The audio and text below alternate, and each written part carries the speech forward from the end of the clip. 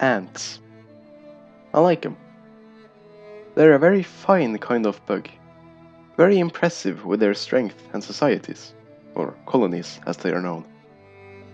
You know, every time I go for a walk and by chance see any of their little anthills, I sit down and just watch it for a bit. Seeing them work frantically for the good of their colony for a bit, carrying leaves and other materials in and out calms me. Maybe it eases the sense of my own failure to society for a bit. Who knows? But if one were to look carefully, you'd notice that a small number of the ants are doing more work than the rest, and another small number are doing next to no work. And this is natural enough, I suppose. One could put similarities between this and our own society. Maybe it's just the natural order of things. Most are content with doing some work, while the ones that strive for overachievement or don't bother working at all are minorities. If you want to subscribe to this point of view, one of the ways to better our society would then be to ridicule those who don't work at all, so that no one would want to fall so low as to become one of them. Heck, maybe that's what makes ants such effective little creatures to begin with, that they somehow do this within their small social order. At the very least, this is the theory and method of the principal of Kunugigaoka Junior High School in the anime Assassination Classroom. He believes that putting up a class specifically for delinquents and underachievers and having them be ridiculed will boost the performance of the rest of the school's pupils. Having to throw away a few rotten eggs in order to improve the overall quality of the omelette, or something like that. It is around this class at the bottom which the anime Assassination Classroom revolves around, and they all think it stinks being in this class, having to walk up a mountain from the school itself to get to their broken down classroom. They want out. This is until they get a new teacher that they are told they have to kill, cause he's gonna blow up the earth in a year, and he specifically asked to be the teacher of this class in order to delay that. So now, they and the Japanese Secret Service have a year to kill him before everything goes to shit. In this time, he proves himself to be an excellent teacher and makes them lose all faith in the social structure of the school in the progress.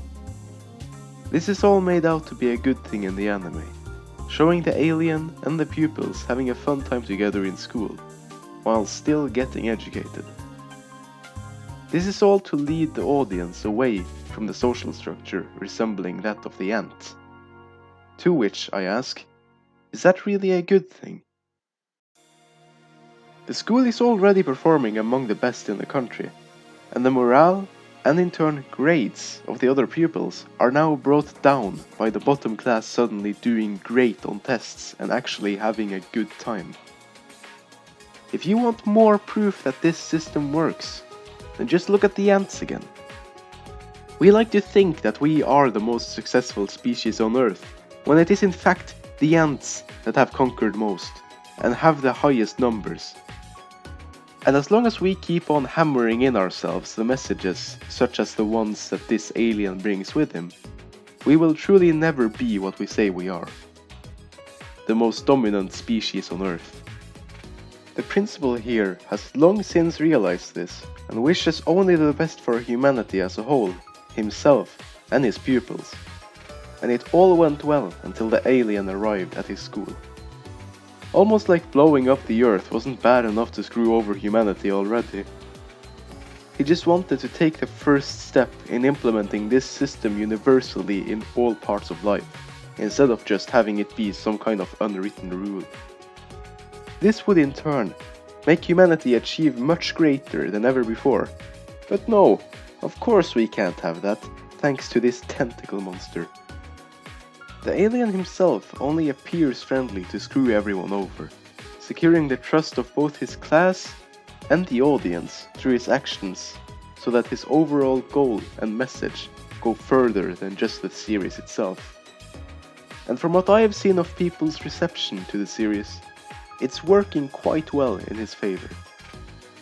They all just take the series at face value, that the message from the tentacle monster is good and the principal is bad, without even looking under the hood of their trains of thought. We are even shown the principal's backstory and why the school is how it is. It's based on years of experience as a teacher and seeing what gets the best results and what is ultimately best for the pupils themselves too. What explanation are we given as to why the alien think that's all rubbish?